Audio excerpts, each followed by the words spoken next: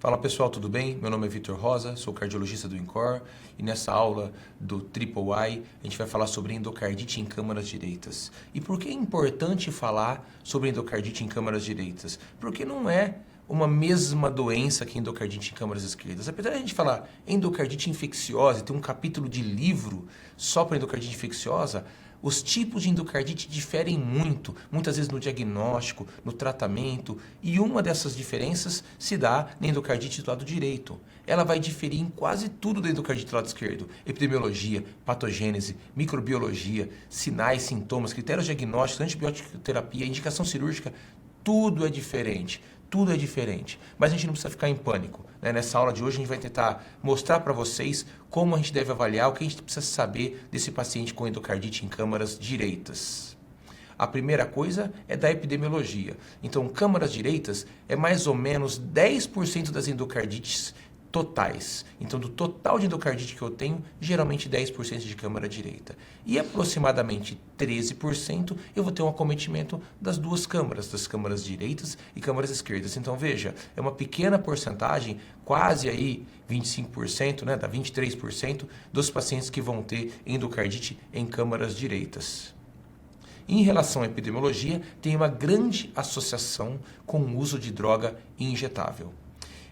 Nos estudos epidemiológicos, tem também bastante paciente com HIV positivo. Isso pode ter relação tanto a imunossupressão do HIV e também por uma das maneiras de se pegar o HIV, obviamente, é no compartilhamento de agulha, né? Então, os pacientes usam droga, compartilham, aumenta o risco de endocardite, aumenta o risco também de HIV. Tem aí também uma porcentagem desses pacientes vão ter dispositivos implantáveis, como marca-passo, por exemplo, e a válvula tricúspide é acometida em cerca de 90% dos casos.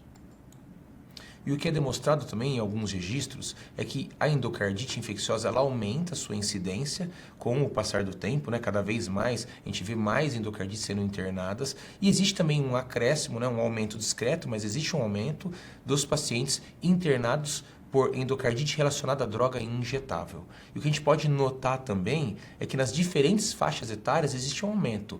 Então, entre 35 e 54 anos, vem caindo a incidência da endocardite por droga injetável, mas ela aumenta muito nesses indivíduos entre 15 e 34 anos. Então, cada vez indivíduos mais jovens têm endocardite relacionada à droga injetável. E nos pacientes com 55 a 64 anos, tem mais ou menos um platô, houve um aumento ali a partir de 2008, mas nos dias atuais há basicamente um platô. Então a gente vê um perfil de indivíduos mais jovens tendo endocardite infecciosa devido às drogas injetáveis.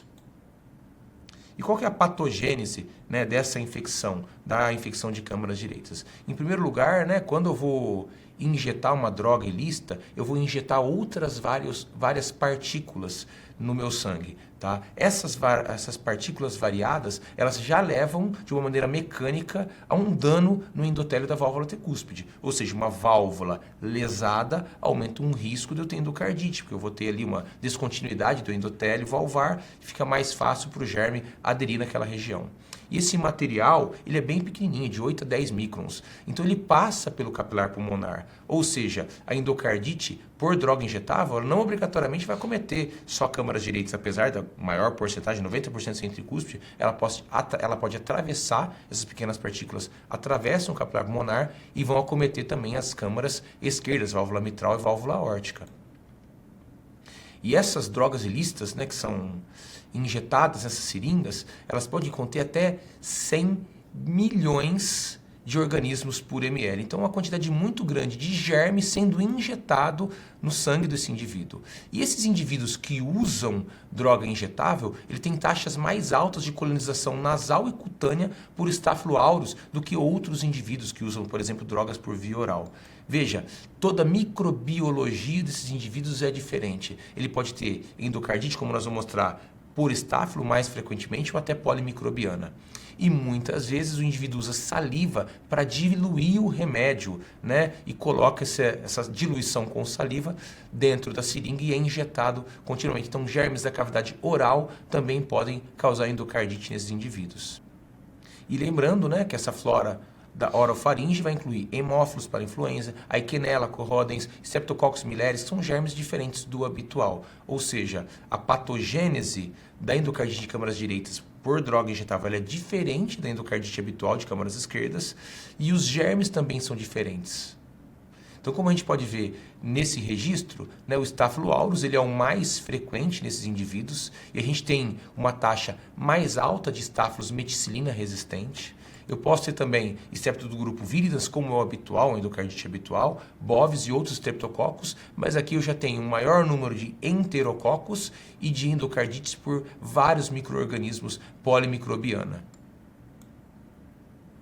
Em relação aos sinais e sintomas, como toda endocardite, a febre é o sintoma mais comum, acometendo até 90%. E aqui eu tenho uma coisa diferente, embolização séptica, né? Embolização para pulmão, vai ocorrer em até 53% dos casos. E aí o indivíduo vai ter uma endocardite com alguns sintomas que às vezes nos confundem com pneumopatia, com uma pneumonia, que é tosse, dor pleurítica, hemoptise, dispneia. Veja, o indivíduo com febre e hemoptise, eu vou pensar em outros diagnósticos, tuberculose, pneumonia, antes de endocardite. Então, esse é um dos grandes confundidores. E outra coisa que esse indivíduo pode apresentar são sinais ou sintomas de insuficiência cardíaca direita, pela destruição da válvula tricúspide e insuficiência tricúspide importante. Então, estase jugular, ascite, hepatomegalia e edema de membros inferiores. Em relação aos critérios diagnósticos, como já foi discutido em aulas anteriores, o diagnóstico de endocardite é feito pelos critérios de Duke, que foram atualizados agora em 2023, só que é um pouco complexo usar os critérios de Duke para endocardite direita. Primeiro, porque esses critérios eles foram criados para endocardite esquerda, então a sensibilidade cai muito quando eu vou usar os critérios de Duke para endocardite à direita ou dispositivos como o marca-passo, que também ficam em câmaras direitas. Mas nós vamos discutir aqui agora cada um desses critérios e como ele pode ou não ser aplicado para endocardite em câmaras direitas. Então, lembrando, os critérios são os critérios maiores, 2 maiores, identificação etiológica, envolvimento endocárdio, e os critérios menores, que é predisposição, febre, fenômeno vascular, imunitário, evidência microbiológica e critério de imagem. Em relação aos critérios maiores, a identificação etiológica, a gente já falou, né? Ele tem alguns germes que são diferentes do habitual, então a gente tem que estar atento para isso. Mas o envolvimento endocárdico ele é mais complexo, é mais difícil. Lembrando que as câmaras direitas são as câmaras esquecidas, né? São câmaras de maior dificuldade para avaliação ecocardiográfica. Então, muitas vezes eu preciso de um ecocardiograma transesofágico para avaliar melhor essa valvopatia tricúspide. Mas, começando que o ecocardiograma já vai ter uma maior dificuldade para fazer o diagnóstico e para ter o envolvimento endocárdico como critério maior. Uma outra possibilidade, a gente fala do PET-CT. O PET-CT é um exame novo que foi incluído nessa nossa atualização, mas, mais uma vez, para a endocardite à direita, ele foi pouco validado. Existem 4 grandes trabalhos, então esse primeiro trabalho, por 2020, só avaliou a endocardite à esquerda. Esse segundo trabalho tinha 140 pacientes, ele não descreve quantos possuíam endocardite à direita. O terceiro trabalho, ele incluía material protético cardíaco ou dispositivo, então talvez tenha aí um número pequeno de endocardite direita, mas a gente não sabe muito bem, não há descrição. E quando a gente olha meta-análise, o que a meta-análise fala? Que o PET-CT tem baixa sensibilidade para válvula nativa, ou seja, ele vai ter baixa sensibilidade para uma endocardite tricúspide. Ele tem moderada sensibilidade para prótese dispositivo e a especificidade é alta para os 3 tipos. Então vejam, de uma maneira geral, eu já parto de uma sensibilidade baixa, porque ela é uma válvula nativa e ela foi pouco representada nesses estudos. Então é bem complexo eu me basear no PET-CT para o envolvimento endocárdico. Entretanto, o PET-CT ele pode trazer outras informações, muitas vezes como critérios menores. O PET-CT ele não vê só o coração, ele vê o corpo inteiro. Então eu posso ver abscessos, pseudoaneurismas em outros lugares do corpo ou até mesmo na raiz da aorta. Eu posso ver lesões embólicas, sépticas no parênquima pulmonar. Então talvez o impacto do PET-CT no diagnóstico da endocardite direita seja menos na avaliação do endocárdio e mais na avaliação como critério menor.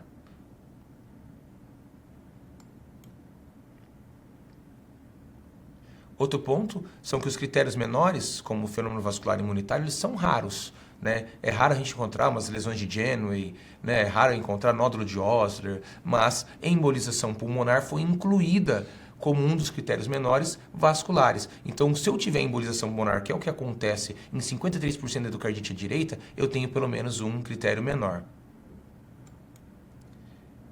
O outro ponto é a predisposição. Então, o indivíduo que tem dispositivo, ele já tem um critério menor, e aquele que usa droga injetável, per se, já vai ter também um critério de predisposição, um critério menor. Então vejam, identificação etiológica, as culturas, se eu tiver eu vou ter um critério menor. Envolvimento endocárdico é difícil na endocardite direita, não estou dizendo impossível, mas difícil. Então na maioria das vezes eu parto de um critério menor só, eu vou ter predisposição, posso ter febre, 2 critérios menores. Fenômeno imunitário é raro, e o fenômeno vascular, ele é um critério que eu posso ter se eu tiver embolização pulmonar. Então eu posso ter os 3 critérios menores se eu tiver predisposição, febre e fenômeno vascular. Lembrando que a evidência microbiológica, ela não entra se um dos critérios maiores, que é a identificação etiológica, for utilizado. Então, se eu tenho identificação etiológica como critério maior, eu não uso evidência microbiológica como critério menor. Então, na grande maioria das vezes, eu vou ter no máximo um critério maior e 3 menores. Isso mostra a dificuldade de utilizar os critérios de Duke no diagnóstico de endocardite de câmaras direitas. Em relação ao manejo, o que muda? Então, em primeiro lugar, o antibiótico, que é um dos pilares do tratamento da endocardite, ele vai mudar porque os germes da endocardite à direita, principalmente por injeção de drogas, eles são diferentes da endocardite de câmaras esquerdas. Então, tem que sempre lembrar do estafilococo suscetível e o resistente à meticilina, o streptococo e o enterococo, que são os germes mais frequentes. Então, uma das medicações de um manejo empírico que pode ser utilizado é a vancomicina, que vai muito bem na endocardite de câmaras direitas. E como deve ser a antibiótico terapia quando eu identifico o germe? Então, em primeiro lugar, se for um estáfilo suscetível à meticilina, eu posso usar nafcilina, oxacilina ou cefazolina. Tá? Existem discussões sobre a redução do período de antibiótico-terapia, que o ideal é de 6 semanas, mas tem um trial que discute essa redução para 2 semanas, o tratamento desse germe específico. Só que nesse trial eu não posso ter endocardite esquerda concomitante, não posso ter nenhum tipo de complicação como abscesso, BAVT, não posso ter embolização extrapulmonar, não posso ter insuficiência renal crônica, não posso ter febre ou hemocultura positiva após 48 horas de tratamento. Veja, são muitas especificações, são muito poréns para eu fazer esse tratamento reduzido. Então, o ideal no Staphylo aureus, meticilina suscetível em indivíduos com endocardite de câmaras direitas, é manter 4 semanas. Outra possibilidade é no indivíduo com Staphylo meticilina resistente. A melhor droga é a vancomicina, também por 6 semanas. Não há evidência na literatura de adicionar aminoglicosídeos. Existe só um estudo da daptomicina, que é um trial randomizado, só que eram indivíduos com bacteremia por Staphylo aureus. Eles não tinham o diagnóstico de endocardite. E se o indivíduo tiver grupo viridans, ceftriaxona ou penicilina cristalina por 4 semanas. As indicações cirúrgicas em câmaras direitas também são um pouquinho diferentes, como por exemplo o tamanho da vegetação. Aqui eu vou intervir se eu tiver vegetações muito grandes, como por exemplo maior que 20 milímetros.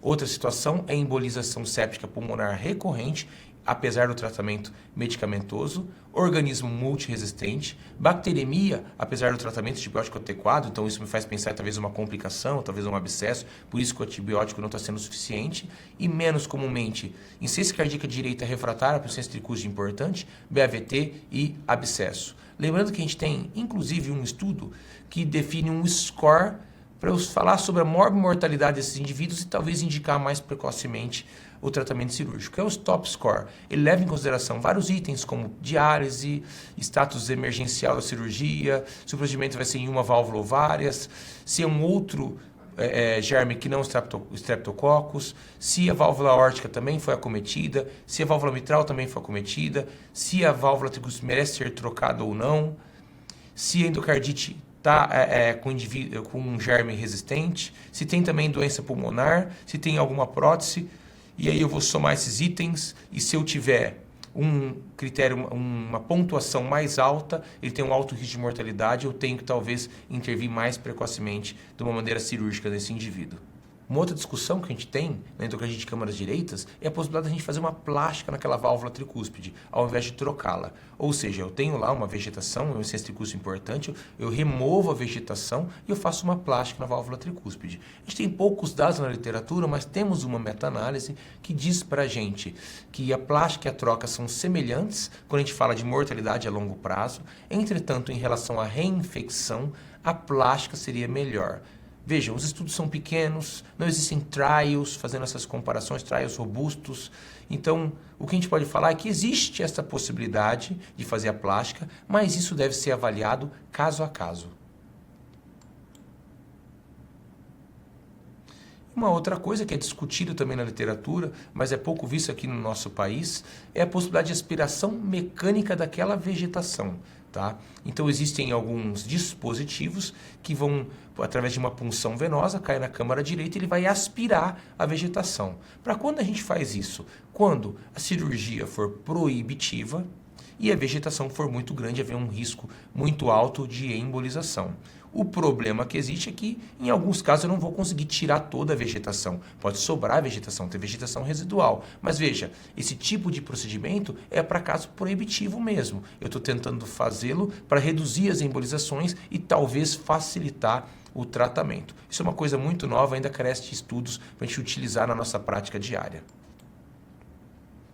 E para finalizar, a gente discute muito sobre o time de tratamento da endocardite. E o que aqui é muito importante é que nesse indivíduo que é principalmente usuário de droga, a gente pega o indivíduo, trata, faz a cirurgia ou não, esse indivíduo tem alta, se ele não for submetido a um tratamento psiquiátrico, psicológico, se ele não for submetido a um tratamento com assistente social, dentre outras especialidades, se não for ajudado a parar o uso de droga, ele tem altíssimo risco de infecções recorrentes. Então veja, eu vou pôr uma prótese, vou ter feito uma plástica, ele vai ter novamente aí uma predisposição, vai continuar usando droga, de nada vai adiantar fazer um tratamento completo, cirurgia, tratamento medicamentoso, se esse indivíduo continuar usando droga. Então essa tem que ser uma abordagem durante a internação para a gente conseguir abordar esse indivíduo de uma maneira mais completa. Então era isso, obrigado, e para mais aulas como essa, acesse o nosso Instagram, @3i_incor, ou o nosso site triplei.com.br. Até mais.